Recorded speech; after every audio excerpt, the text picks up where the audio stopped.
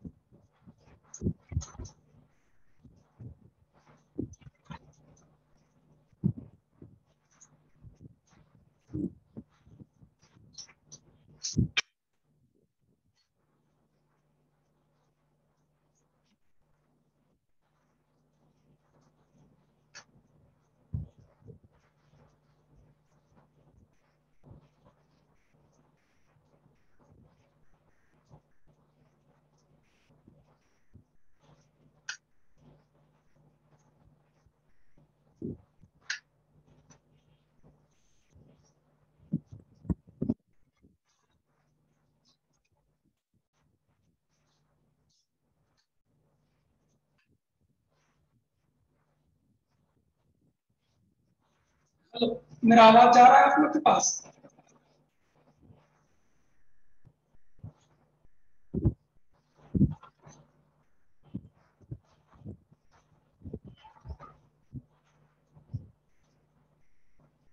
एक बोर्ड पर क्वेश्चन दिया हुआ है, इसका करेक्ट ऑर्डर क्या होगा बताइए तो आप लोग। बोर्ड पर एक क्वेश्चन दिए हुए हैं, इसका करेक्ट ऑर्डर क्या होगा बता दीजिए आप लोग।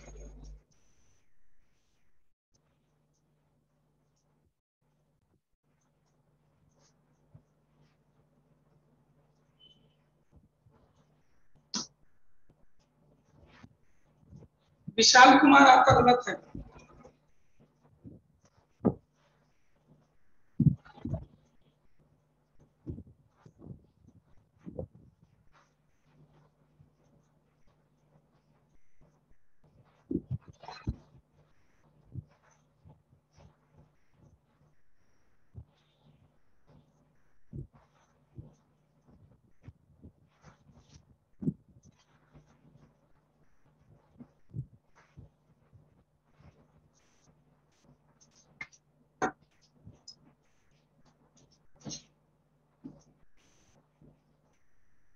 एक और बताइए।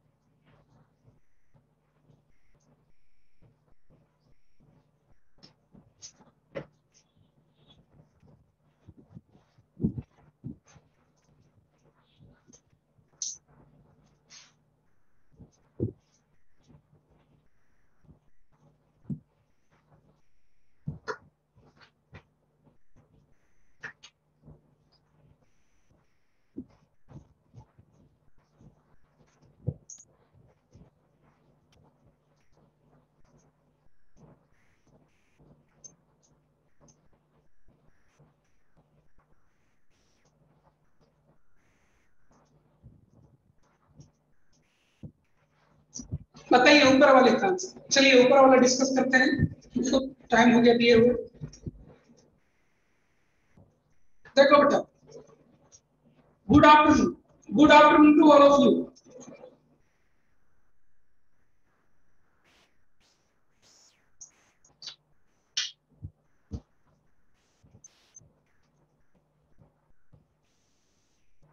चलिए पहला केस में देखते हैं क्या होगा। इस केस में देखिए कि इसके नाइट्रोजन के लोन पेयर को रेजोनेंस जाने के लिए कोई जगह नहीं है, लेकिन यहाँ पर देख लीजिए इसका लोन पेयर आपको यहाँ बहुत अच्छा सा रेजोनेंस जा सकता है। और यहाँ देखिए नाइट्रोजन के पास लोन पेयर ऑफ इलेक्ट्रॉन और पाई बॉन्ड दोनों है। हमने पढ़ रखा है कि अगर एटम के पास लोन पेयर ऑफ इलेक्ट्रॉन और पाई बॉन्ड दोनों हो तो आपको रेजोनेंस कौन जाता है, पाई बॉन्ड जाता है, लोन पेयर नहीं जाता है। तो ये एज इट इज रह जाएगा, ये भी एज इट इज रह जाएगा, लेकिन ये रेजोनेंस जाएगा। तो सबसे कम बेसिक कौन होगा? B is least basic, B is least basic. क्यों? क्योंकि उसका लोन पेयर रेजोनेंस जा रहा है। ठीक है, क्यों? क्योंकि उसका रेजोनेंस जा रहा है। क्या जा रहा है बेटा? उसका रेजोनेंस जा रहा है आपको। ठीक है, इसीलिए आपको बी आपका लिस्ट बेसिक है। ठीक है, और अब कंपटीशन रहा A and C. A and सी में देखा जाए बेटा, ए एंड सी में जब आप देखते हो तो ये नाइट्रोजन आपका क्या है बेटा? ये नाइट्रोजन आपका sp3 है और ये नाइट्रोजन आपका क्या है? sp2 है ना बेटा? आप लोग पढ़े कि s कैरेक्टर ज्यादा है तो इलेक्ट्रोनेगेटिविटी ज्यादा होता है। क्या पढ़ेगा आप लोग? s कैरेक्टर ज्यादा है तो इलेक्ट्रोनेगेटिविटी ज्यादा होता है, और जिसका इलेक्ट्रोनेगेटिविटी ज्यादा होता है वो दूसरों को इलेक्ट्रॉन क्यों देना चाहेगा? वो खराब बेस होगा, है ना? तो इलेक्ट्रोनेगेटिविटी ज्यादा कहाँ है बेटा? तो s कैरेक्टर देखिए यहाँ 33% है और यहाँ देखिए s कैरेक्टर ओनली 25% है। s कैरेक्टर यहाँ ज्यादा है, इलेक्ट्रोनेगेटिविटी ज्यादा है, तो इलेक्ट्रोनेगेटिविटी जब ज्यादा है तो अपना इलेक्ट्रॉन अपने पास रखना चाहेगा, तो दूसरों को अपना इलेक्ट्रॉन नहीं देना चाहेगा, यानी ये खराब बेस है ना? तो ये अच्छा बेस है। तो इन तीनों में सबसे अच्छा बेस ए होगा, तब फिर सी होगा, तब फिर बी होगा। कोई कंफ्यूजन? सबसे अच्छा बेस कौन हो जाएगा आपको? सबसे अच्छा बेस कौन हो जाएगा बेटा आपको? ए, देन सी, देन बी। क्वेश्चन 2 का आंसर दीजिए, क्वेश्चन 2 का आंसर दीजिए आप लोग।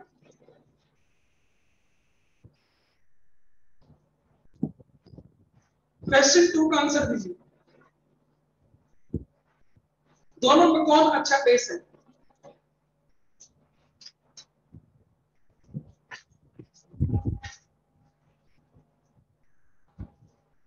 दोनों में अच्छा बेस कौन है बताइए जल्दी। दोनों में अच्छा बेस कौन है बताइए आप जल्दी।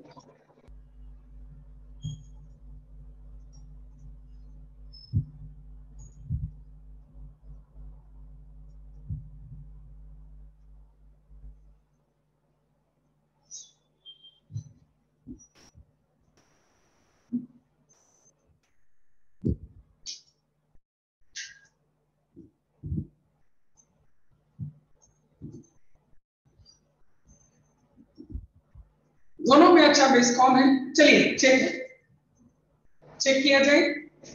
देखो बेटा, ये दोनों एक दूसरे से दो कार्बन जो कि sp3 कार्बन एटम के गैप पर है ना बेटा, और यहाँ पर कार्बन है ना। फर्क बस ये कि आपको देखना है बेटा कि इसका बेसिक स्ट्रेंथ और इसका बेसिक स्ट्रेंथ में ज्यादा कौन है। इन दोनों का बेसिक स्ट्रेंथ में अच्छा बेस कौन है? इन दोनों का बेसिक स्ट्रेंथ में अच्छा बेस कौन है ना?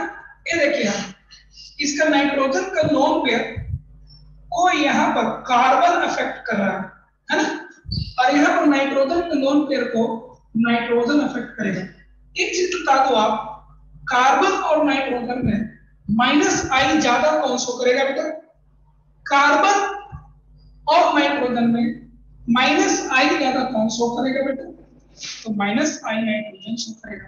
-I से ये क्या करेगा? इसके इलेक्ट्रॉन क्लाउड को पुल करेगा, खींचेगा अपनी तरफ, तो इसके पास इलेक्ट्रॉन क्लाउड कम बचेगा, इसीलिए ये खराब बेस होगा और ये अच्छा बेस होगा। नाइट्रोजन यहाँ पर इसके इलेक्ट्रॉन क्लाउड को -I इफेक्ट के जरिए अपनी तरफ खींचेगा और इसके इलेक्ट्रॉन क्लाउड को अपनी ओर खींचेगा, घटाएगा, और इसीलिए खराब बेस होगा और ये आपको अच्छा बेस होगा। चैप्टर का नाम है आपका, चैप्टर का क्या नाम है आपका? General organic chemistry. टॉपिक का नाम क्या बेटा? Basic strength. टॉपिक का नाम क्या बेटा? Basic strength. मैं आगे प्रोसीड करूं? चलिए आगे बढ़ते, ठीक है। ये सब टॉपिक है, यहाँ से हम आगे बढ़ते हैं। आगे इसी में हमें पढ़ना है क्लास 12 में एनिलीन पढ़ना होता है, उनके बेसिक स्ट्रेंथ के बारे में हमें बहस करना होता है। चलिए हमारा नेक्स्ट टॉपिक है इसी में basic strength of aniline derivatives. ये हमारा अगला टॉपिक है इसमें basic strength of aniline derivatives. Basic strength of aniline derivatives topic का नाम लिखा जाए basic strength of aniline derivatives. Basic strength of aniline derivatives.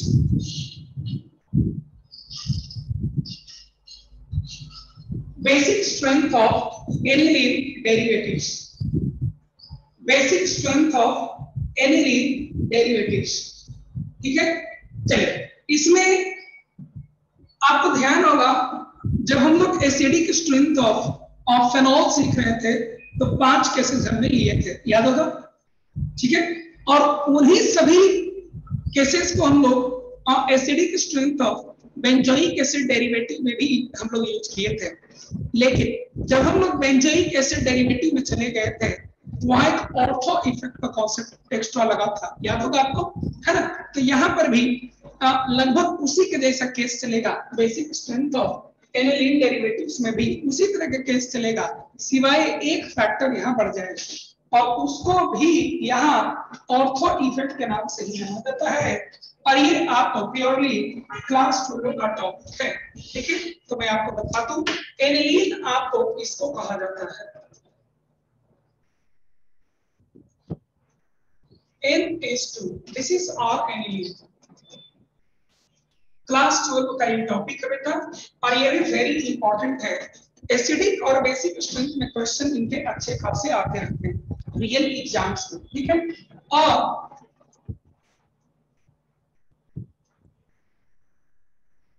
ये है एनिलीन का एक डेरिवेटिव,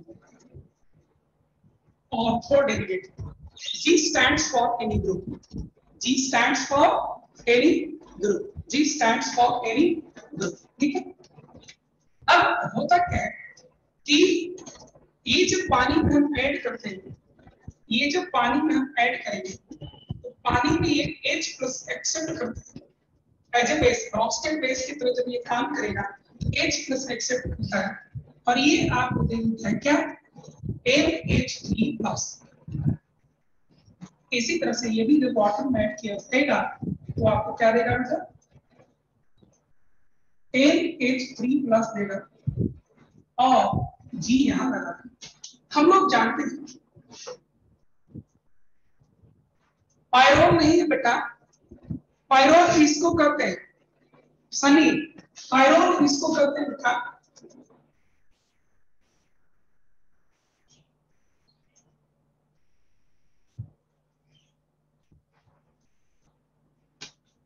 इसको पायरोल करते हैं सनी, ठीक है।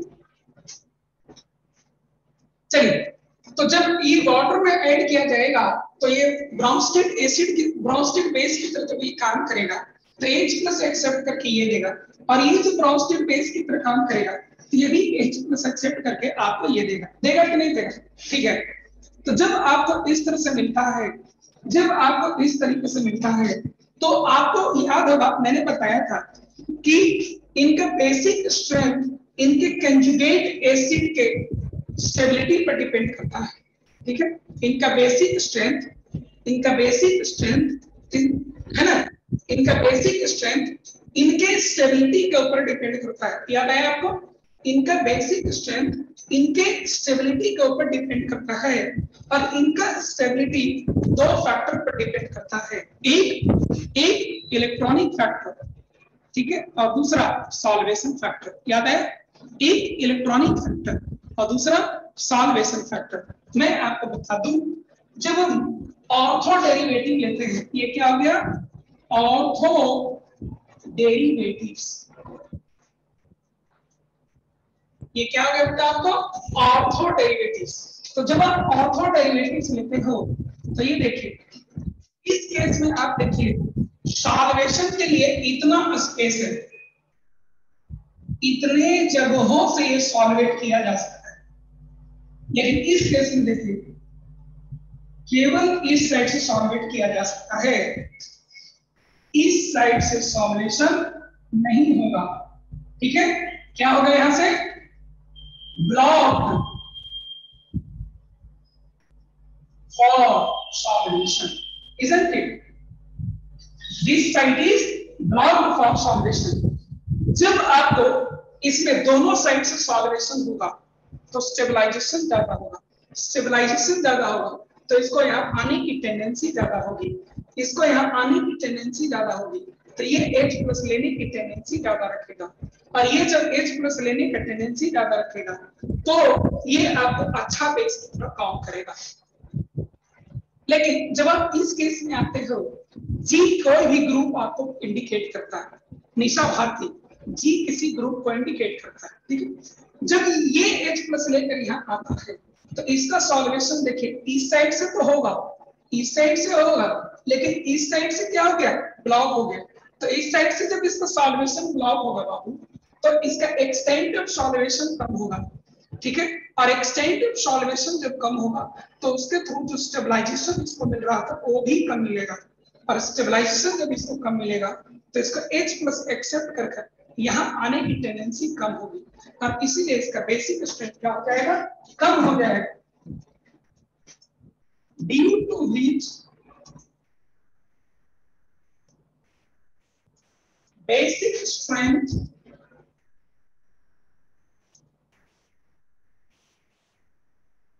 decreases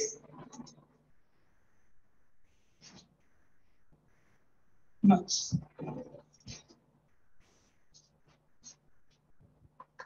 काफी ज्यादा इसका बेसिक स्ट्रेंथ आपको डिक्रीज कर जाता है, एंड इस इफेक्ट का नाम पड़ जाता है, this effect is known as base weakening effect of ortho effect of any link. Base weakening effect या ortho effect of any link के नाम से जानते हैं। क्या कहते हैं इसको, बेस वीकनिंग इफेक्ट या ortho effect of any link के नाम से जानते हैं। मैं एक बार फिर से इसको पूरा समझाता हूँ, ठीक है, एक बार मैं फिर से आपको पूरा समझाता हूँ, कोई दिक्कत? हाँ, एक बार और देखो, ये ब्रोंस्टेड बेस नाइट्रोजन के पास लोन इलेक्ट्रॉन है ना, यहाँ ये H प्लस लेकर के एनिलीनियम आयन बनाता है। ये एनिलीनियम आयन का स्टेबिलिटी दो कारणों से मिलता है। पहला इलेक्ट्रॉनिक फैक्टर, मतलब अगर यहाँ plus M plus I hyper conjugation minus M minus I हो, इनकी वजह से इसका बिग स्टेबलाइजेशन इफेक्ट होगा। और दूसरा इसका स्टेबलाइजेशन यहाँ पर सॉल्वेशन जो है उसकी वजह से भी अफेक्टेड होगा। तो सॉल्वेशन के हिसाब से जब इसका देखने जाए तो ये ग्रुप, कोई भी ग्रुप अगर यहाँ पर मौजूद रहे इन जनरल, तो इस ग्रुप की मौजूदगी की वजह से इसका सॉल्वेशन केवल इस साइड से तो हो पाता है, लेकिन इस साइड से इसका सॉल्वेशन नहीं हो पाता है। तो जब सॉल्वेशन इसका इस साइड से नहीं हो पाता है तो एक्सटेंट ऑफ सॉल्वेशन इसका डिक्रीज कर जाता है, और एक्सटेंट ऑफ सॉल्वेशन जब इसका डिक्रीज कर जाता है तो सॉल्वेशन के थ्रू जो इसका स्टेबलाइजेशन मिला था वो भी डिक्रीज कर जाता है, और स्टेबलाइजेशन जब इसको डिक्रीज कर जाता है तो इसका H प्लस लेकर के यहाँ आने की टेंडेंसी भी क्या हो जाता है, डिक्रीज कर जाता है, यानी कि इसका बेसिक स्ट्रेंथ कम हो जाता है। इससे ये पुअर बेस है, इस इफेक्ट को हम लोग बेस वीकनिंग इफेक्ट कहते हैं। इस इफेक्ट को क्या कहते हैं हम लोग, बेस वीकनिंग इफेक्ट कहते हैं। इसको ऑर्थो इफेक्ट ऑफ एनिलीन के नाम से भी जाना जाता है। इसको किस नाम से जाना जाता है बेटा, ऑर्थो इफेक्ट ऑफ एनिलीन के नाम से भी जाना जाता है। जो कुछ नीचे लिखा हुआ है मैं आपको रीड आउट करता हूँ, आप लोग बस डायग्राम वगैरह बनाइए, मैं नीचे वाला आपको रीड कर देता हूँ। एक बार गौर से देख लीजिए फिर नोट कर लीजिए। ठीक है, blocked for solvation, blocked for solvation, और इसकी वजह से क्या हो जाएगा, ब्लॉक्ड फॉर सॉल्वेशन, इसकी वजह से क्या हो जाएगा, due to which basic strength decreases, due to which basic strength decreases, और बेसिक स्ट्रेंथ डिक्रीज करने से क्या हो जाएगा, ठीक है, तो इसका एक नाम पड़ता है, this effect is known as base weakening, कमजोर करने वाला, वीकनिंग इफेक्ट और ऑर्थो इफेक्ट ऑफ एनिलीन। चलिए नोट करिए, प्रिंस कुमार नोट करिए,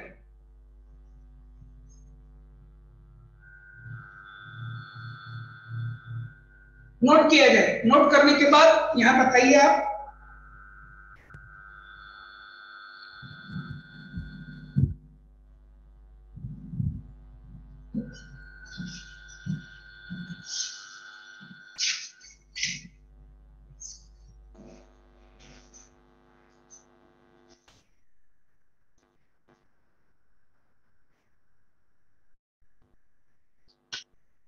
ठीक है।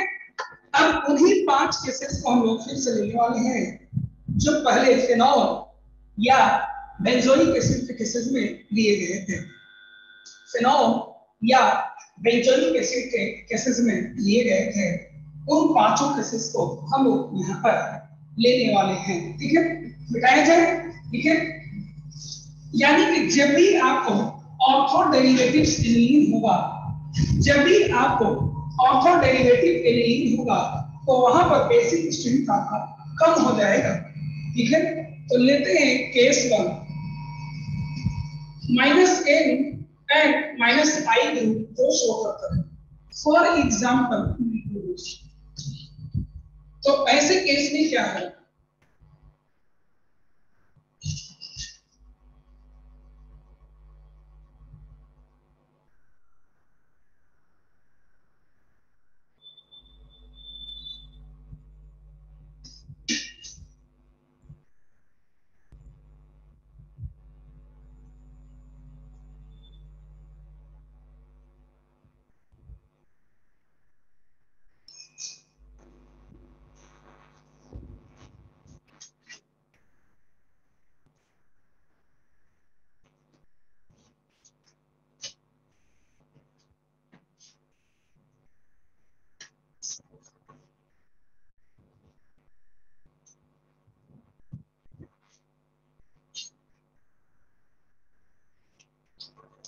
ठीक है, अब देखा जाए क्या होगा, यहां तो आपको बेस वीकनिंग इफेक्ट काम कर रहा है, ये देखिए आप, यहाँ पर आपको बेस वीकनिंग इफेक्ट काम कर रहा है, तो सबसे खराब बेस इन सब में क्या हो जाएगा, ठीक है, ऑर्थो, ये पारा है, ये मेटा है, ये ऑर्थो, तो सबसे खराब बेस कौन हो जाएगा बेटा, ऑर्थो। अब बाकी में देखिए, ये पारा पोजीशन से -m शो करेगा, -i शो करेगा, ये मेटा पोजीशन पर है बेटा, रेजोनेंस तो शो करेगा नहीं, लेकिन -i शो करेगा, इजंट इट, है ना। एक चीज बताओ, ये तो सबसे खराब बेस हो गई, इन तीनों में देखिए, है ना, ये इलेक्ट्रॉन क्लॉट को खींच करके इसको खराब बेस कर देगा, है ना, ये रेजोनेंस के थ्रू इलेक्ट्रॉन क्लॉट को खींच करके इसको खराब बेस कर देगा, लेकिन इसको तो कोई खींचने वाला नहीं है, तो इन चारों में सबसे अच्छा बेस कौन होगा, स्ट्रॉन्ग बेस कौन होगा, एनिलीन इटसेल्फ, एनिलीन यहाँ सबसे अच्छा बेस होगा। बाकी इन दोनों में देखिए, ये केवल इंडक्टिव से खराब हो रहा है, लेकिन यहाँ तो रेजोनेंस से भी ये खराब हो रहा है, यानी ये ज्यादा खराब बेस है, यानी कि पहले आप पारा लिखिए और तब फिर मेटा लिखिए। बोलिए, किसी को कंफ्यूजन, किसी को कंफ्यूजन, किसी को कंफ्यूजन,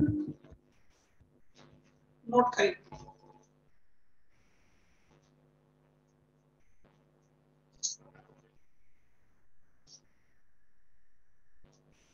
पारा एंड मेटा वाला एक बार और देखा जाए,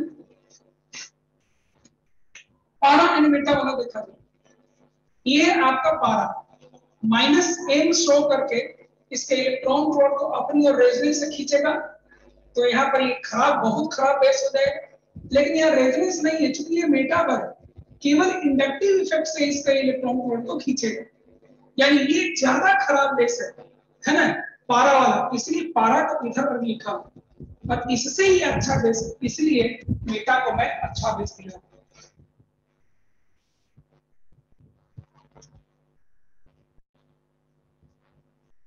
और कोई दिक्कत?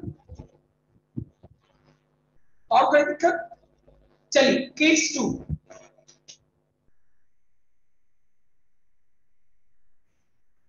Fourth figure. अभी तो ऑर्थो इफेक्ट समझाए नहीं, ऐसा कौन कौन सा ग्रुप होता था? NO2, साइनो, और दो ग्रुप है, NO2 हुआ, साइनो हुआ, या इस तरफ और भी दो चीज ले लीजिए, ज्यादातर यही रहेंगे। फेनॉल और उनमें लिए थे जैसा जैसा केस, वही सब सारे शामिल हो गए।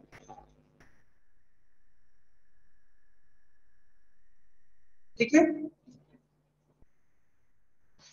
ये एनिलीन है मोहित राज, और ये सब एनिलीन डेरिवेटिव्स है। ठीक है,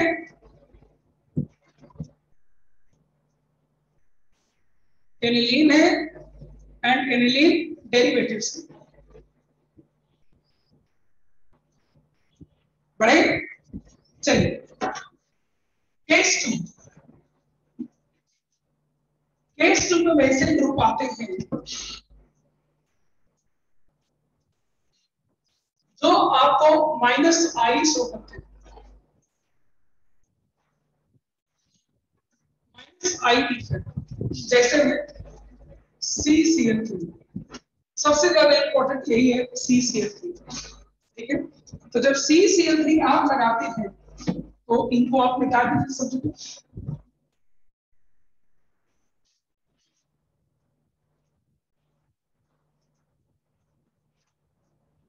CCl3, CCl3 एंड CCl3। ठीक है, अब इनका बेसिक स्ट्रिंग का ऑर्डर देखा जाए। अगेन यहाँ पर बेस बिगिनिंग इफेक्ट काम करते रहेगा, ऑर्थो सबसे खराब बेस होगा, बाकी -I यहाँ भी है, -I यहाँ भी, यहाँ भी इलेक्ट्रॉन प्लॉट खींचेगा, खराब बेस हो जाएगा, यहाँ भी इलेक्ट्रॉन प्लॉट खींचेगा, बेस पुअर हो जाएगा। लेकिन यहाँ खींचने वाला कोई नहीं, यानी सबसे अच्छा बेस आपको कौन होगा? यहाँ aniline is the strongest base.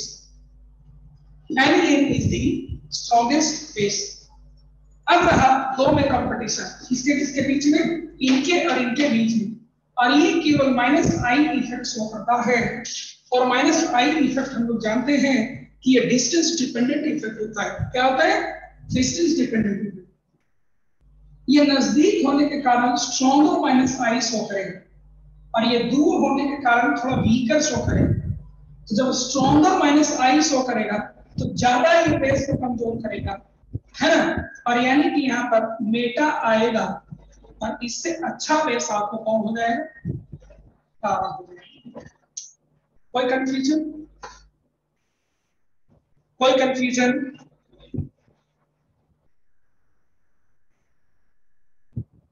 चलिए नोट किया जाए।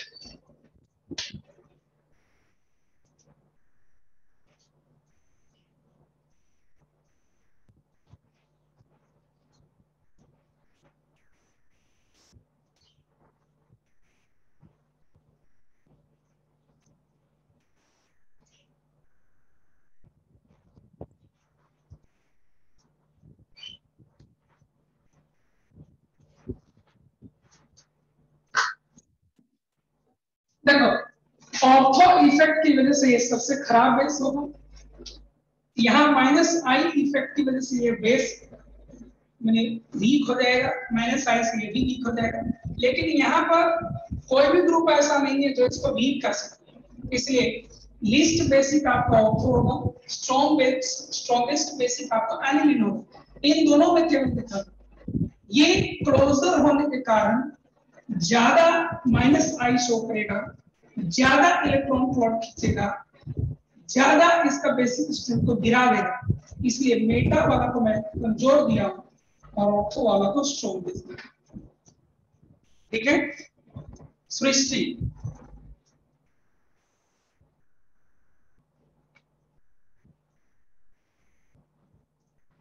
SR2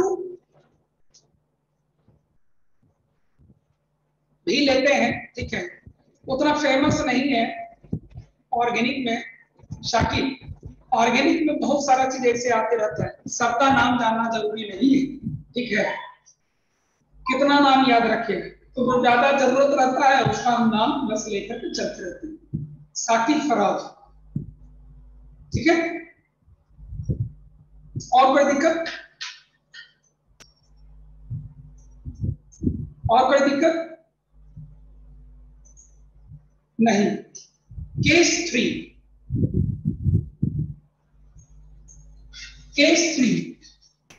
केस 3 में हाइड्रोजन का केस जनरली हम लोग लेते हैं।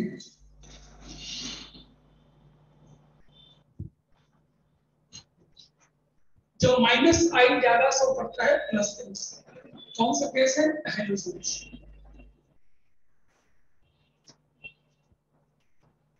हाइड्रोजन में आप एक काम करें, इनको पहले मिटा दीजिए और यहां पर कोई एक ग्रुप लगा दीजिए। मान लीजिए मैं ब्रोमीन लगा दूं,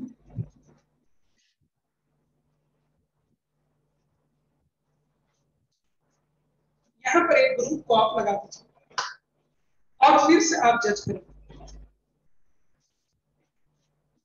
यहां पर देख सकते हैं आप base degree effect ortho effect है, इसलिए ऑर्थो वाला सबसे कम, ठीक है, ये -I शो करेगा, ये भी -I शो करेगा, बड़ा इफेक्ट यही होता है।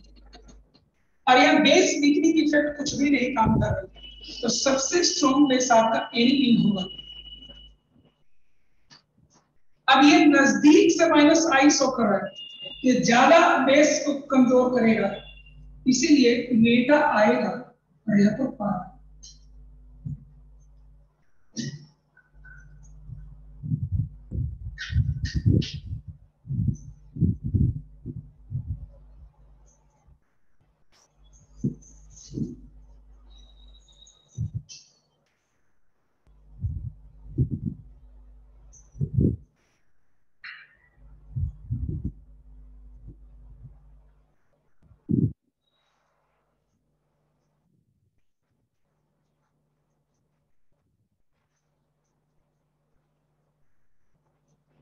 और कोई दिक्कत? हाँ, सारे हाइड्रोजन में इसी तरह से रहेगा, आसिफ।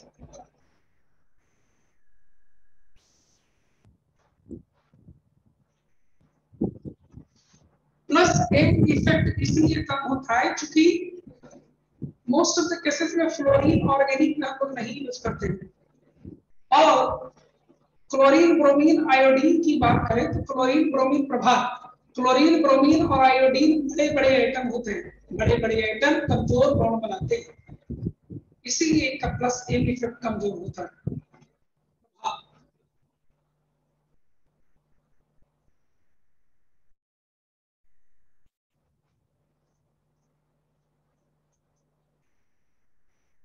बढ़ू, आगे बढ़ू। किसो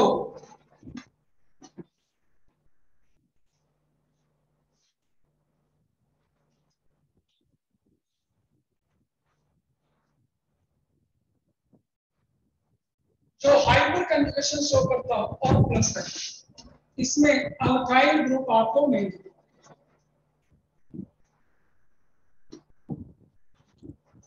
अल्काइल ग्रुप यहाँ आपको मिल होता है, तो कोई अल्काइल लगाया जाए।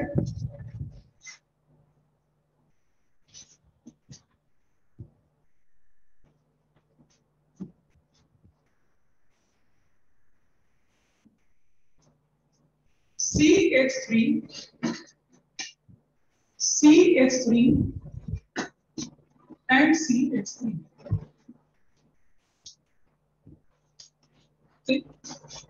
ये तो ऑर्थो इफेक्ट के कारण सबसे कमजोर हो गया, क्या लिखेंगे? ऑर्थो वाला सबसे खराब है।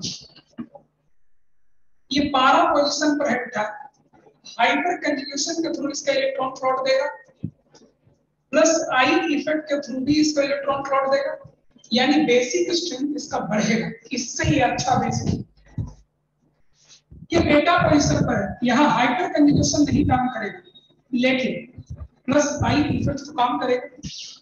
हम लोग जानते हैं कि इससे स्ट्रॉन्गर इफेक्ट ये इलेक्ट्रॉन फ्लोट को काफी ज्यादा बढ़ाएगा, यानी इन तीनों में सबसे अच्छा बेस आपको पारा होगा। बाकी यहाँ पर भी बेसिक स्ट्रेंथ बढ़ाने वाला ग्रुप है, इसलिए मेटा होगा। अब तक फिर आपको एनिलीन होगा, तब फिर आपको कौन होगा, एनिलीन होगा। कोई कंफ्यूजन?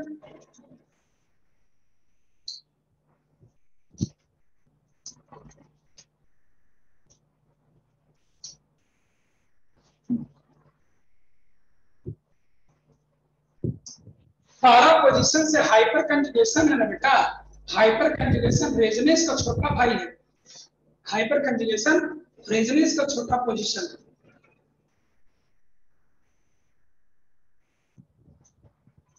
ठीक है, और छवि रेजोनेंस की तरह ही हाइपर कंजुगेशन भी केवल ऑर्थो एंड पारा पोजीशन से काम करता है, मेटा पोजीशन से काम नहीं करता है। छवि छवि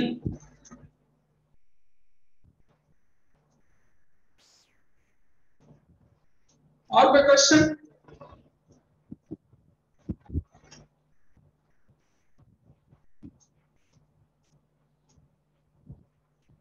हाँ, के प्रभाव यहाँ केवल अल्काइल ग्रुप ही जाता है, मेटा और पारा का पूछा गया। ये देखो यहां से distance dependent effect, inductive effect काम कर रहा है, ठीक है।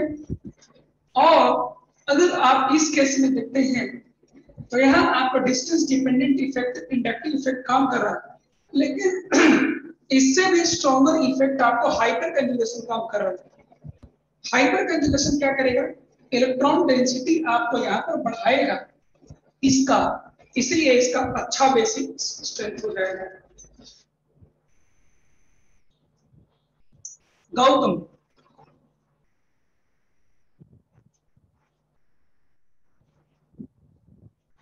गौतम और कोई दिक्कत? केस 5, केस 5, केस 5 में वो ग्रुप्स आते हैं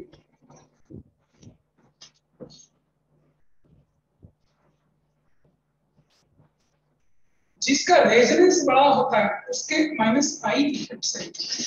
इसका बहुत अच्छा एग्जांपल है OCH3, OCH3, OC2H5, कुछ भी आप ले सकते हैं, ऐसे इसको O और लिखा जाता है, ठीक है।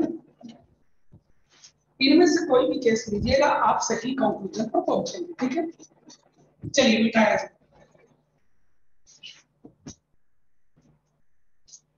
यहाँ पर जब देखा जाए तो सभी जगह OCH3 लगा दिया जाएगा।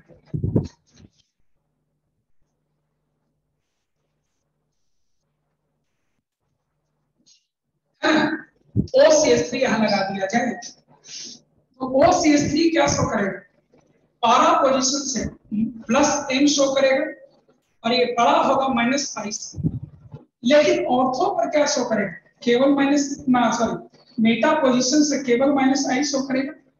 और ये तो बेस डिक्रीज इफेक्ट देखिए यहाँ क्या होगा, सबसे कमजोर बेस आपका ऑर्थो होना चाहिए, है ना। यहाँ देखिए प्लस m के थ्रू इसके बेसिक स्ट्रेंथ को बढ़ाए, यहाँ बढ़ाने घटाने वाला कोई नहीं, यहाँ घटाने वाला, तो बढ़ाने वाला तो केवल यही है, इसलिए सबसे अच्छा बेस आपको पारा हो जाना चाहिए, पारा के बाद एनिलीन हो जाना चाहिए, और तब फिर आपको मेटा हो जाना चाहिए। ये इसका थियोरेटिकल ऑर्डर है। ये इसका क्या है बेटा, थियोरेटिकल बेसिक स्ट्रेंथ का ऑर्डर। क्या है आपको, थियोरेटिकल बेसिक स्ट्रेंथ का ऑर्डर। जबकि एक्सपेरिमेंट में इसका वैल्यू जब चेक किया जाता है तो थोड़ा सा चेंज हो जाता है।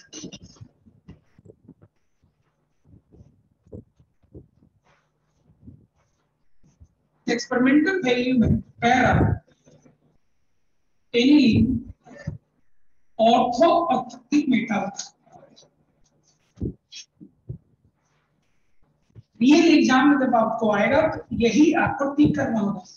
और ये आपका एक्सेप्शन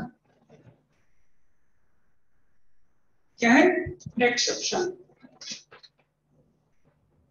आप लोगों को तो पता ही है कि केमिस्ट्री आगे बढ़े और एक्सेप्शन ना आए, है ना। देखिए आते आते आए गया। रियल एग्जाम में आप यही वाला टिक करेंगे। चलिए, basic strength of ammonia sorry aniline derivative हम लोग को खत्म हो गया। अब हम लोग और आगे बढ़ते हैं। एक क्वेश्चन बताइए तो, बेसिक स्ट्रेंथ का ऑर्डर क्या होगा।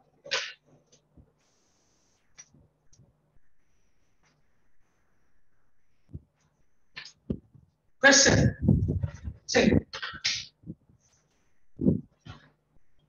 हाँ हाँ, यही वाला आपको आ रहा है, ये नहीं रहे। गौतम, शाकिब, एसिडिक स्ट्रेंथ का जवाब मैं आपको दे चुका हूं बेटा। शाकिब, नोट्स पीछे उलटिएगा, मैं आपका जवाब दे चुका हूं। There is no such exception in acidic strength. Okay Shakib,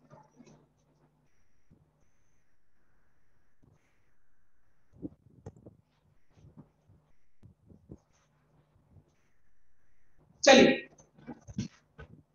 कुछ मिसलेनियस एग्जांपल्स लेते हैं और बेसिक स्ट्रेंथ को भी खत्म किया जाएगा।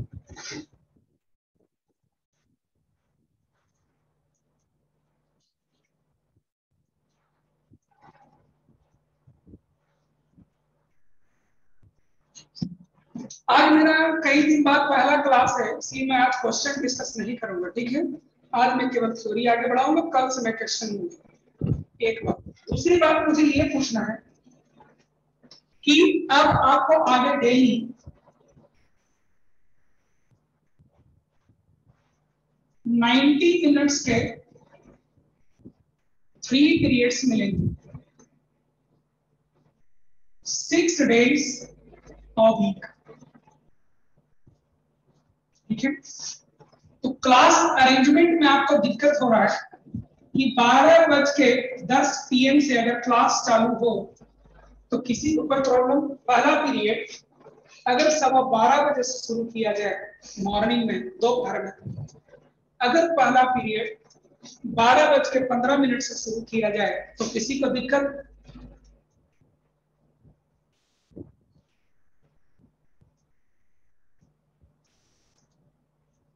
स्कूल वाले, आर्या, आर्या, स्कूल वाले,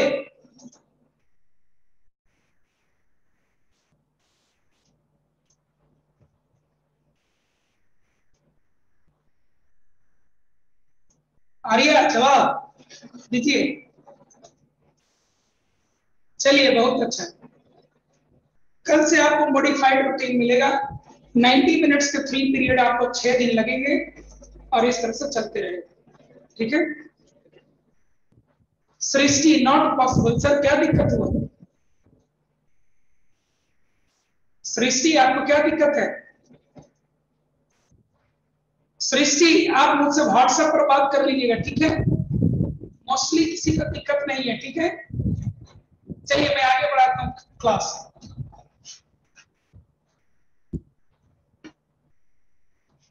चलिए कुछ मिसलेनियस केसेस देखे जाए। मैं आपको एक केस देता हूं बेटा, ये देखो आप।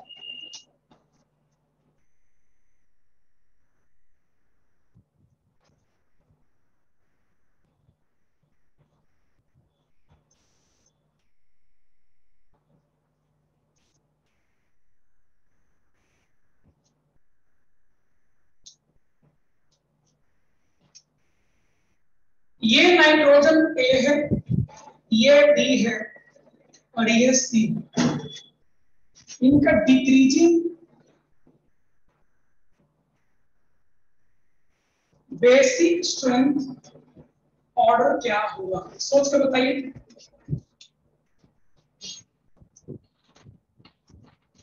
सोच के बताइए, आप लोग माथा खपाइए।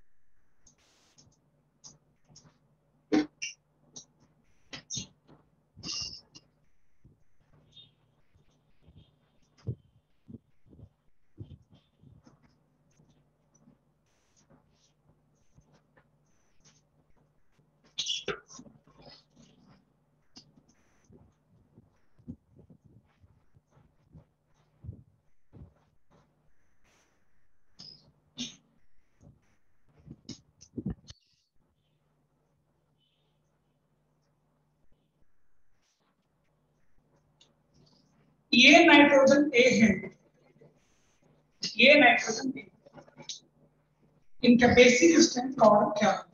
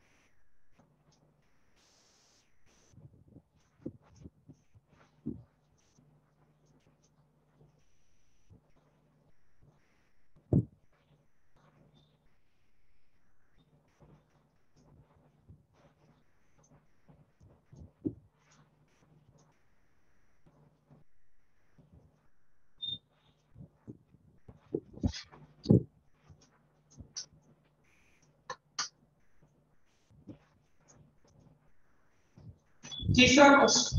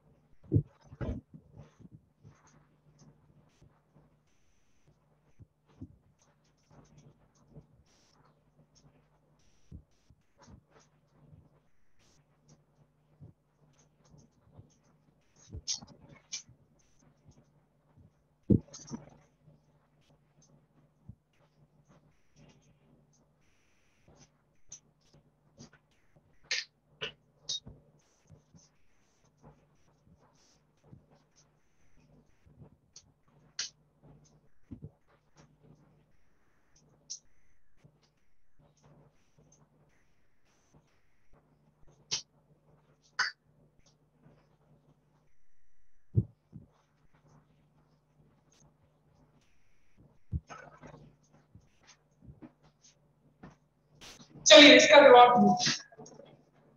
पहले वाले क्वेश्चन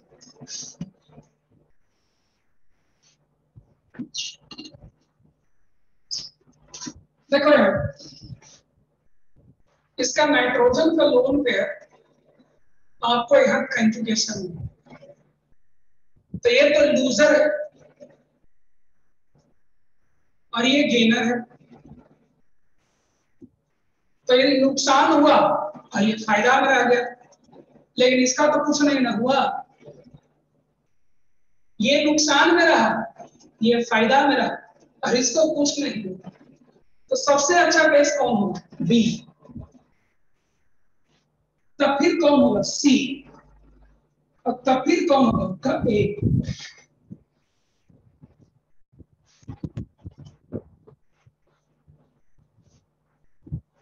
किसी को कोई दिक्कत हो बोलिए।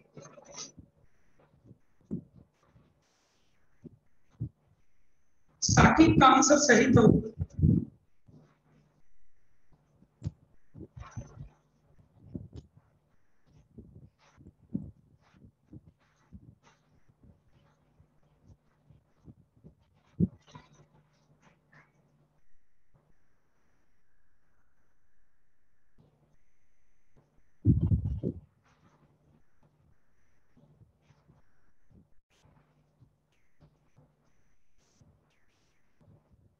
कोई कंफ्यूजन?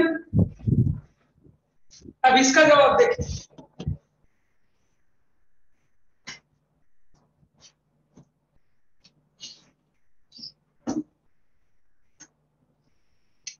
नाइट्रोजन के पास लोन पेयर और पाई बॉन्ड दोनों है। इस नाइट्रोजन के पास लोन पेयर और पाई बॉन्ड दोनों है।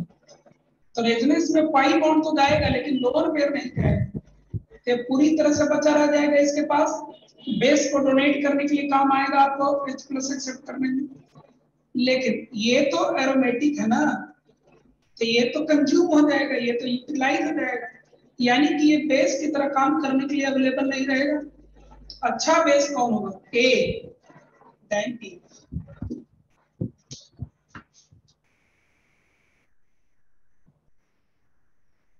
अगर इस क्वेश्चन में हमें ये दे दिया गया था कि एक H+ ही आपको दिया गया तो इससे रिएक्शन करवाइएगा, तो इससे, तो इसका जवाब मैं ऐसा लिखता,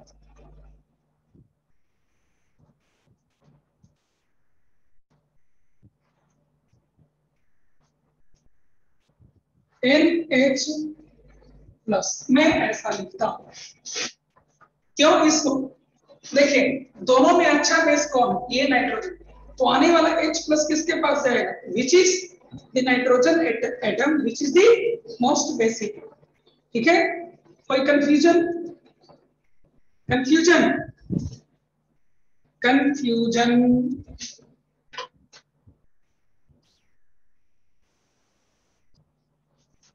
देखो बेटा, CsP2sp3, आपका नाम, शुभ नाम क्या है बेटा?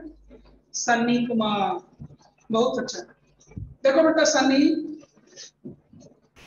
ये न्यूट्रल है ना, ये नाइट्रोजन एटम क्या है बेटा? न्यूट्रल है, इसमें रेजोनेंस वगैरह कोई रोल नहीं है, लेकिन ये रेजोनेंस जा रहा है बेटा, और रेजोनेंस से इस नाइट्रोजन पर पार्शियल नेगेटिव चार्ज आएगा।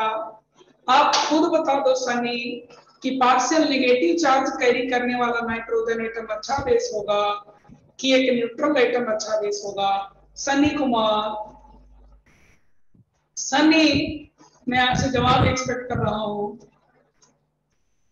एक नाइट्रोजन एटम जिसके पास नेगेटिव चार्ज है, पार्शियल नेगेटिव चार्ज है इन इट्स रेजोनेंस हाइब्रिड, और एक जो कि न्यूट्रल एटम है, कौन अच्छा नाइट्रोजन बेसिक होगा?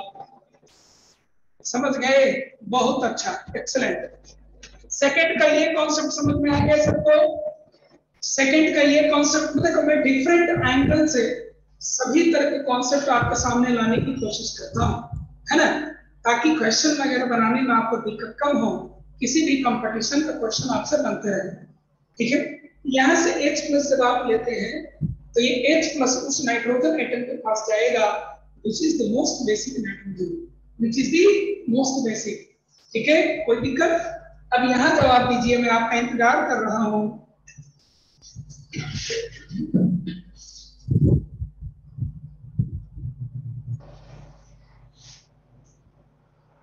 मैं आपका इंतजार कर रहा हूं।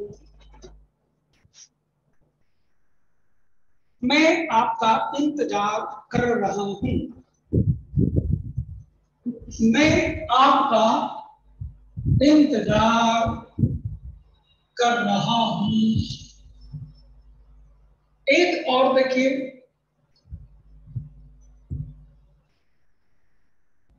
NH2 CH3, NH2 CH2 CH3,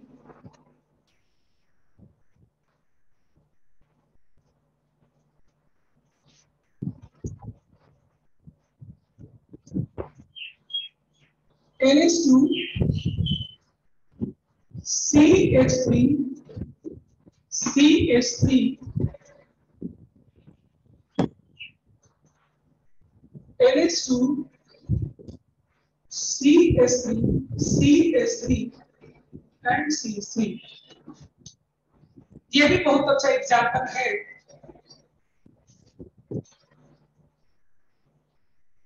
बेटा तीसरा क्वेश्चन में मेरी आपसे ये पूछा गया है कि कौन मोस्ट बेसिक है।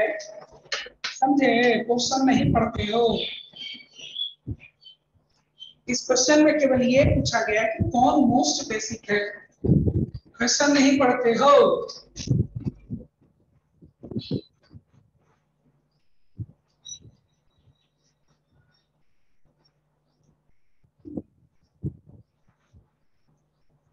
अंकुश के अकॉर्डिंग डी है, गौतम के अकॉर्डिंग डी है।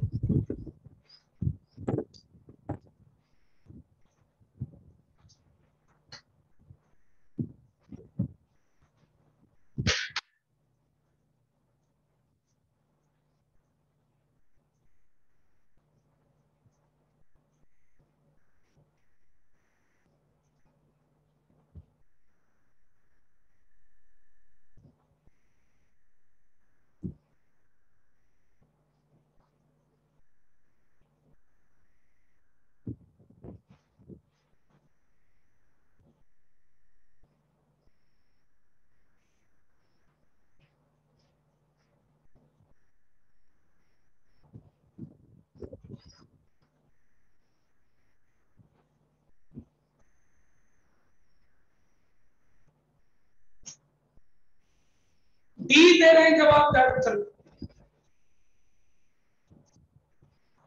ए भी लोग बोल रहे हैं। ए वाले कौन हो? आर्या कुमारी, आप गलत हो। और कौन है? जुनैद, आप गलत हो। रॉकी, गलत हो आप।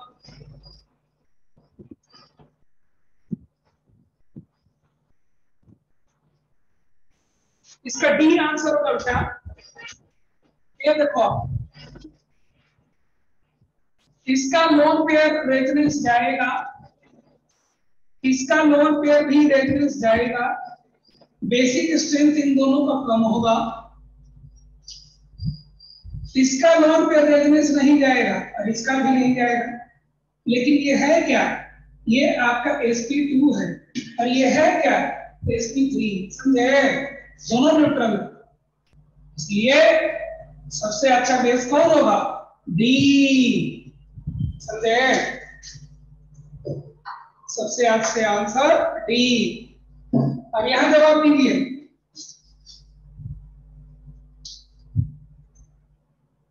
इनका नाम है ए बी सी डी। बताइए इनका बेसिक स्ट्रेंथ का ऑर्डर क्या होगा?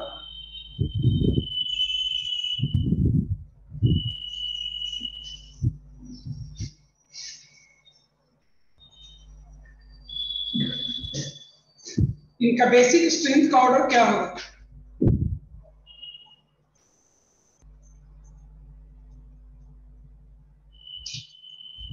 मैं तब तक और लिखता हूं।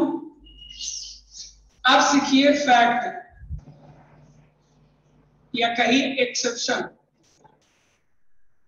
बुद्धि मत लगाइएगा यहाँ।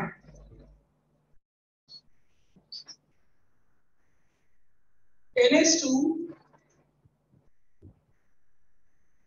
NHCH3 या CH3 लगा दीजिए, ज्यादा अच्छा रहेगा। रियल एग्जाम में CH3 ज्यादा आता है। एंड दिस वन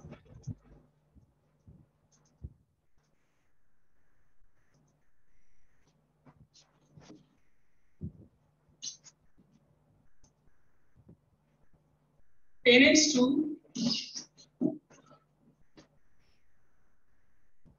NHPH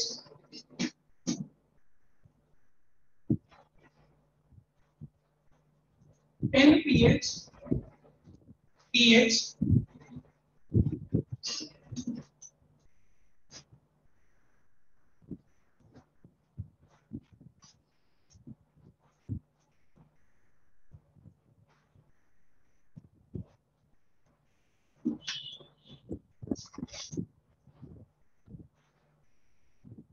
चलिए देखा जाए।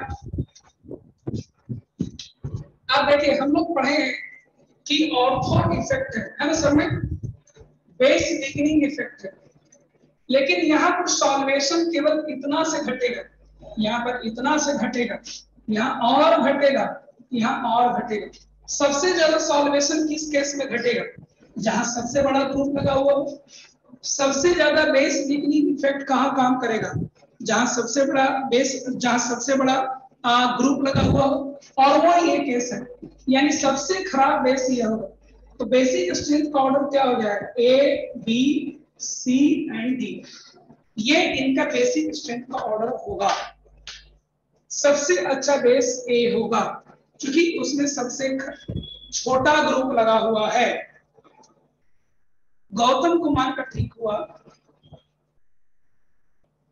शाकिब फराज,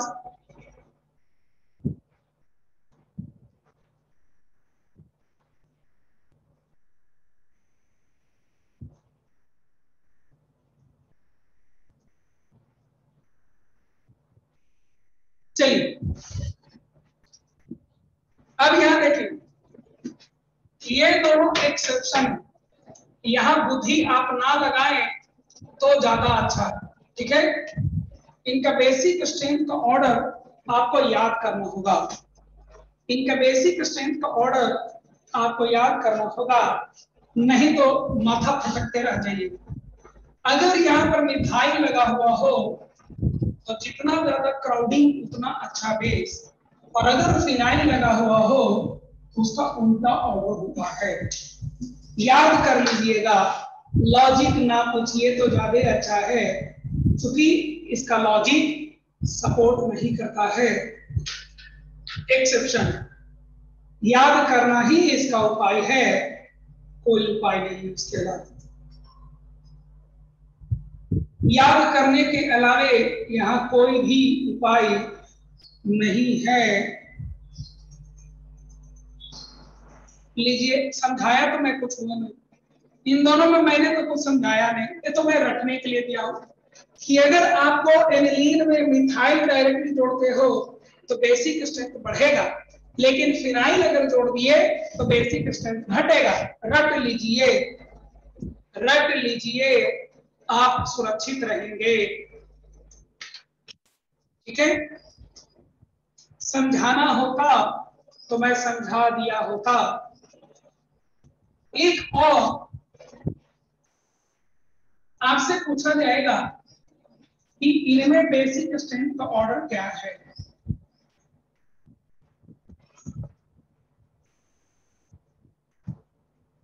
NCH3 CH3 और एक और कंपाउंड है MCH3 CH3, लेकिन बस अंतर ये है कि इसमें CH3 लगा हुआ है और CH3 लगा हुआ है। आपसे यहाँ बेसिक स्ट्रेंथ का ऑर्डर पूछा जाता है तो आपको ये काफी स्ट्रॉन्गर बेस होता है, और जवाब मत पूछिए कि क्यों होता है, ये तीनों आप एक्सेप्शन में याद कर लीजिएगा। जब भी आएगा इसका जवाब दे दीजिएगा। प्रियांशु कुमार, आज तक मैं जितना लॉजिक हुआ सारा तो मैं सिखाते रहा। ए, पहला केस में प्लस आई इफेक्ट से ज्यादा सॉल्वेशन इफेक्ट डोमिनेट करता है। प्रियांशु, पहला केस में प्लस आई इफेक्ट से ज्यादा डोमिनेटिंग सॉल्वेशन इफेक्ट है, ठीक है, इसलिए ऐसा हुआ है। और बाकी इन 3 केसेस में थोड़ा बुद्धि कम लगाइए तो आप ज्यादा सुरक्षित रहिएगा। रट जाइए, मजबूरी है बाबू, रट जाइए।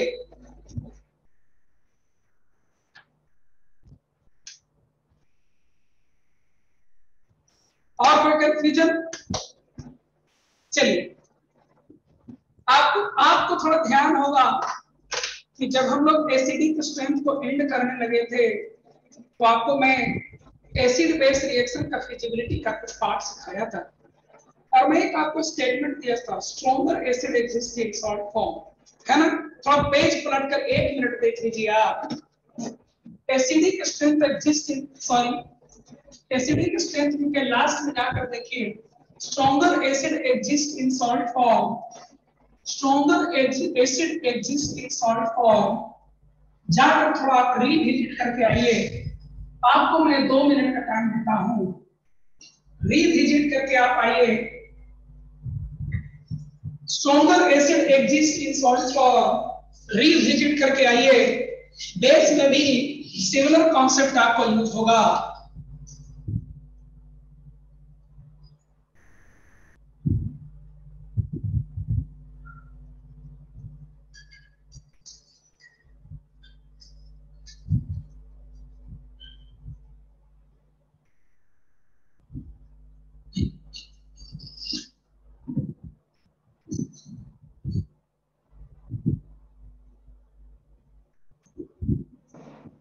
नेक्स्ट डे से आपको असाइनमेंट वगैरह सब होते रहेगा, डिस्कशन। तो आप मुझे कोई रिमाइंड करा दीजिए। जुनैद, जुनैद हो क्लास में?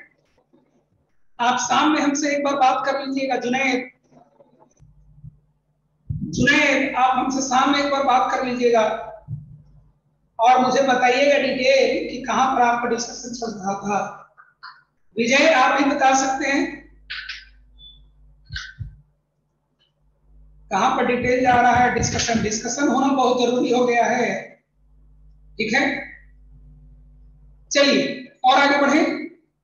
Feasibility of reaction in bases करके एक टॉपिक पढ़ना होता है।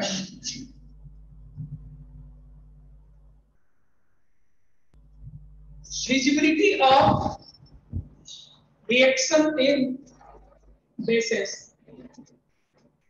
ये पूरा क्लास 12 का टॉपिक है।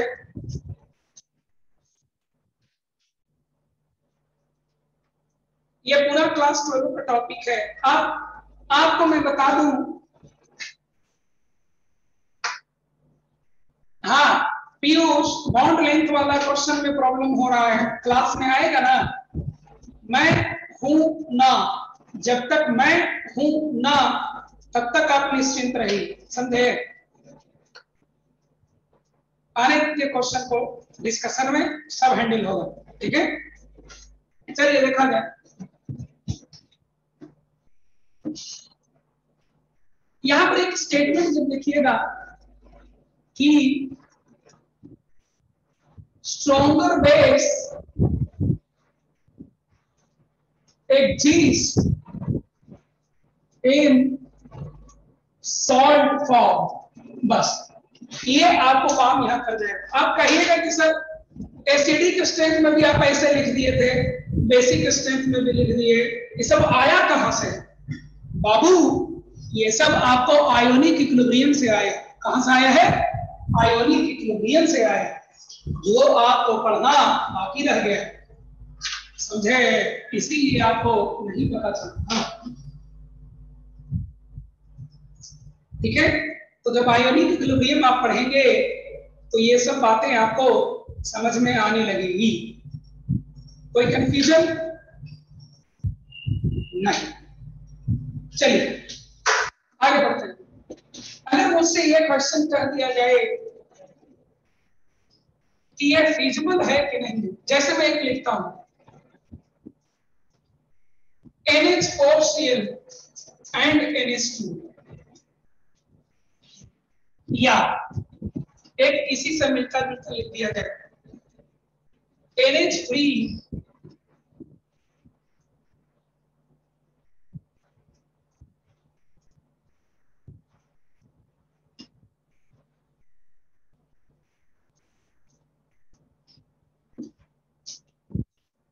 ऐसा कुछ क्वेश्चन आपको दे दिया जाए, आपसे पूछा जाए कि इनमें से कौन फीजिबल है कि नहीं है। कॉन्सेप्ट वही है और सेम कॉन्सेप्ट सब जगह लगता है, कॉन्सेप्ट वही है और वही कॉन्सेप्ट सब जगह लगता है। ठीक है, अब बस आप इतना देख लीजिए, आप बस इतना देख लीजिए कि इनका अगर रिएक्शन हम करवा रहे हैं तो क्या बनेगा, इतना खाली देख लीजिए। अगर रिएक्शन करवा दिया तो क्या होगा, ये अपना हाइड्रोजन इसको देगा, ये अपना हाइड्रोजन इसको देगा, और ये हाइड्रोजन जब दे देगा तो बनेगा ये अमोनिया, और ये बनेगा आपको NH3Cl बनेगा, है ना। अब आप देखिए ये सॉल्ट है, ये सॉल्ट है, आपको पहचानना किसको, बेस को। बेस कौन है बेटा, बेस आपका एक ये है और एक बेस आपका ये है। आप खुद बताओ इन दोनों में अच्छा बेस कौन है। एनिलीन अच्छा बेस है,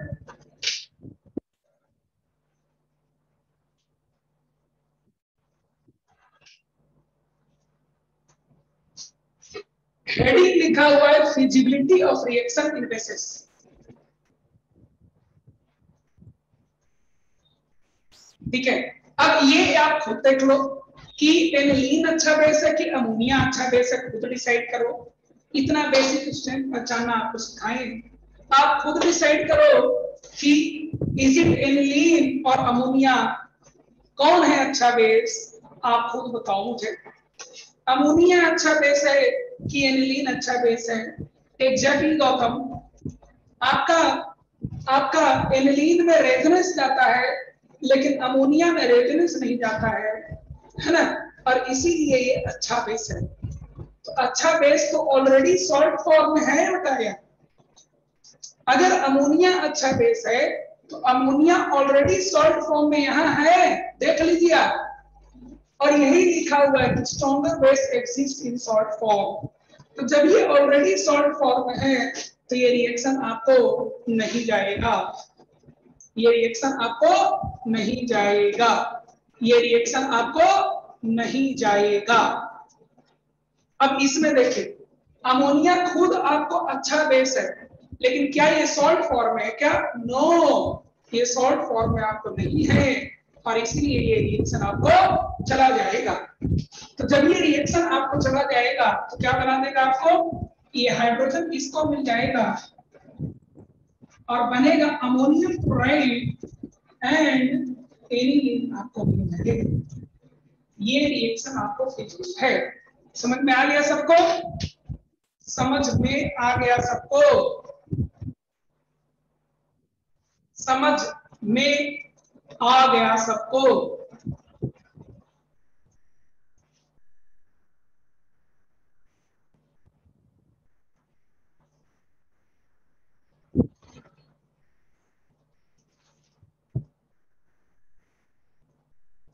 देखिए ये अमोनिया का सॉल्ट है, मतलब अमोनिया कहिए, और ये एनिलीन है। अच्छा बेस कौन है, अमोनिया। तो अमोनिया तो ऑलरेडी सॉल्ट फॉर्म है इसलिए ये रिएक्शन आगे नहीं जाएगा। अब यहां देखिए ये अमोनिया है और ये एनिलीन, अच्छा बेस कौन है, अमोनिया। तो क्या ये सॉल्ट फॉर्म है, नो, ये सॉल्ट फॉर्म में नहीं है और इसीलिए रिएक्शन आगे चला जाएगा। इतना ही करना है। सॉरी, पहला वाला भी मैं समझा दिया, समझ में आया। सॉरी, आप केवल बस इतना देखो कि दोनों का बेस कौन है। अच्छा बेस फॉर्म, अच्छा बेस सॉल्ट फॉर्म है हाँ, तो रिएक्शन नहीं जाएगा। अच्छा बेस सॉल्ट फॉर्म में नहीं है, बेस फॉर्म में वो रिएक्शन चला जाएगा। इतना ही आपको देखना है, समझ गए? तो बाकी तो क्वेश्चन आपको आते रहेंगे, बनाते रहेंगे आप, है ना। हम लोग अगला टॉपिक स्टार्ट करते हैं जिसका नाम है एरोमेटिक कंपाउंड्स। सॉरी, एक थोड़ा सा आपको ब्रेक रूल मुझे सिखाना है। ब्रेक रूल सीख लीजिए, ब्रेक रूल।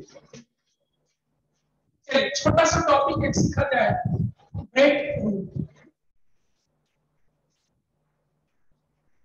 ये आपको बेसिक स्ट्रेंथ वगैरह में भी पूछा जा रहा होगा।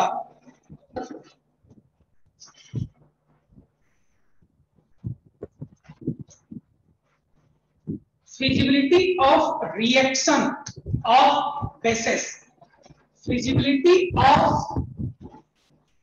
reaction of bases, feasibility of reaction of bases, काफी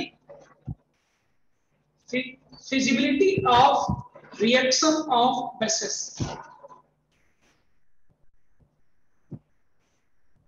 चलिए एक छोटा सा रूल है, आपको अक्सर होते रहेगा, इसको कहते हैं ब्रेक रूल। ब्रेक रूल ऐसे कह के ये कहीं पर लिखा हुआ नहीं मिलेगा ब्रेक रूल, लेकिन ये कंपटीशन में यूज हो जाता है। देखिए रूल क्या करता है, जैसे आप इसको गौर करके देखिए,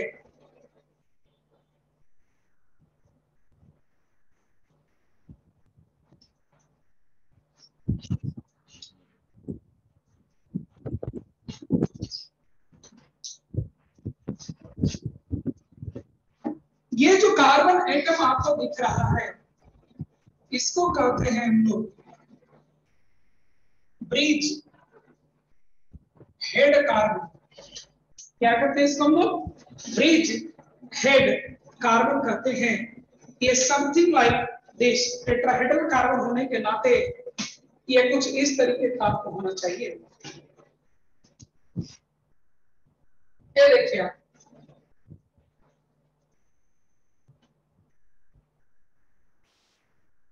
ऊपर से एक आया, एक आपकी तरफ गया, एक पीछे की तरफ आया, एक और पीछे की तरफ आया। ये टेट्राहेड्रल होना चाहिए। देख लीजिए ऊपर नीचे सब जगह से, है ना, ऐसा इसको कुछ होना चाहिए। इसको ब्रिज हेड कार्बन कहते हैं। एक चीज आप देखिए, टेट्राहेड्रल भी ऐसा ही होता है। sp3 कार्बन होने के नाते टेट्राहेड्रल इसको ऐसे होना चाहिए, और ऑलरेडी ये इसी के जैसा है। ये सही बात है कि टेट्राहेड्रल होने के कारण इनमें से सारे बॉन्ड एंगल 109 डिग्री 28 मिनट्स होने चाहिए, ठीक है। लेकिन यहाँ ज्योमेट्रिकल कंस्ट्रेंट की वजह से दूसरा एंड बंधा हुआ होने के कारण बॉन्ड एंगल 109 डिग्री से थोड़ा सा ऊंचा या नीचा होगा। बॉन्ड एंगल 109 डिग्री से थोड़ा सा ज्यादा या कम होगा। चलिए थोड़ा बहुत चलता है, लेकिन बहुत ज्यादा का डिफरेंस क्रिएट नहीं होना चाहिए। थोड़ा बहुत तो चलता है, लेकिन बहुत ज्यादा का डिफरेंस क्रिएट नहीं होना चाहिए, ठीक है। और इसीलिए ये कंपाउंड फिजिबल है, स्टेबल है, यहाँ पर कोई भी दिक्कत आपको नहीं होता है। लेकिन तभी यहाँ बॉन्ड एंगल 109 डिग्री से थोड़ा बहुत डेविएट जरूर करता है। अब आ गई, अगर किसी कारण से यहाँ पर देखिएगा तो ऑप्शन, अगर किसी कारण से कोई कहेगा कि यहां मैं डबल बॉन्ड बनाना चाहता हूं, अगर किसी कारण से कोई कहता है कि मैं यहां डबल बॉन्ड बनाना चाहता हूं, लो बना दिया, है ना। अब एक चीज बता दो आप मुझे, ये टेढ़ा होने के कारण ऐसे था, अब ऊपर वाले स्टेरिक नंबर को हटा करके और आप डबल बॉन्ड बनाना चाहते हो, है ना।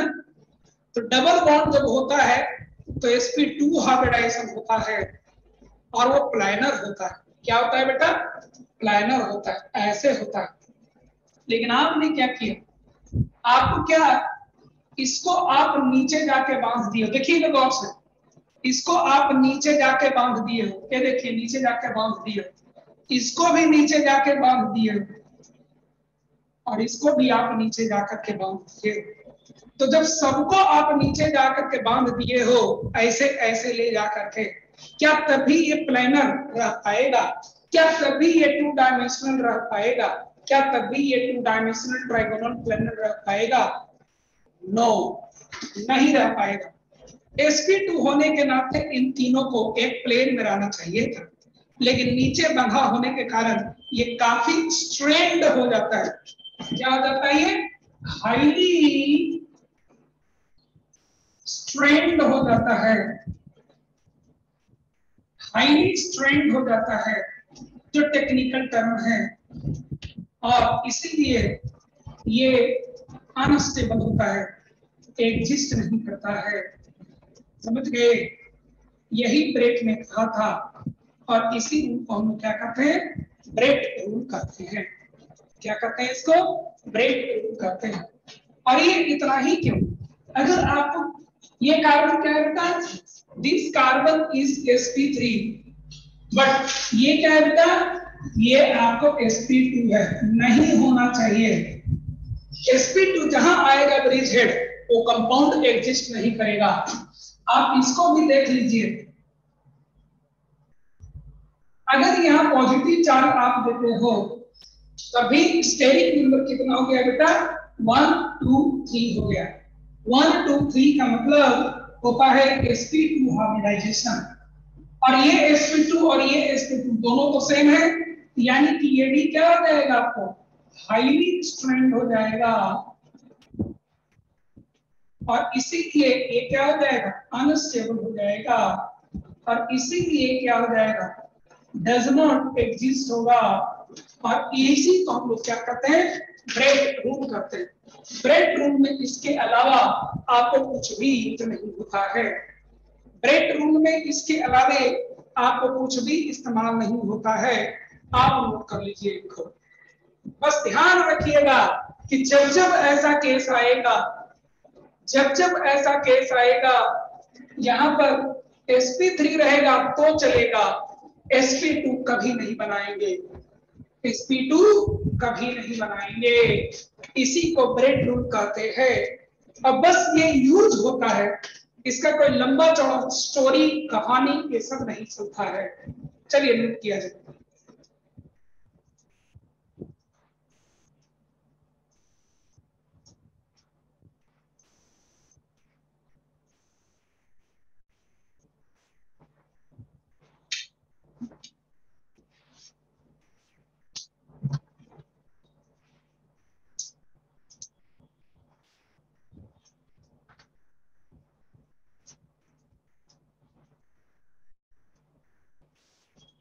तो इस तरह से बेसिक स्ट्रेंथ आपको पूरी तरीके से खत्म हो गया। इस तरह से बेसिक स्ट्रेंथ आपको पूरी तरह से खत्म हो गया। ठीक है, नेक्स्ट टॉपिक हमारा है एरोमेटिक कंपाउंड्स। अगला हमारा टॉपिक क्या है? एरोमेटिक कंपाउंड्स है। नेक्स्ट डे हम लोग इसको लेते हैं कल। ठीक है, कोई कंफ्यूजन? कल हम लोग बेसिक स्ट्रेंथ को लेकर के आगे बढ़ते हैं। बेसिक स्ट्रेंथ बोल रहे हैं, एरोमेटिक कंपाउंड्स को लेकर आगे बढ़ते हैं। एरोमेटिक कंपाउंड्स के क्वेश्चन भी क्लास 12 के ही है। ठीक है, क्लास 12 में ही वो यूज होता है। चलिए आज मैं यहाँ पे थोड़ा पहले रोकता हूँ। Thank you all. असाइनमेंट आप लोग पूरा कर लीजिएगा। ठीक है, कल डिस्कशन भी करेंगे। जनरल ऑर्गेनिक केमिस्ट्री खत्म नहीं हुआ, जल्द ही अब खत्म हो जाएगा। ठीक है, बाय फॉर नाउ।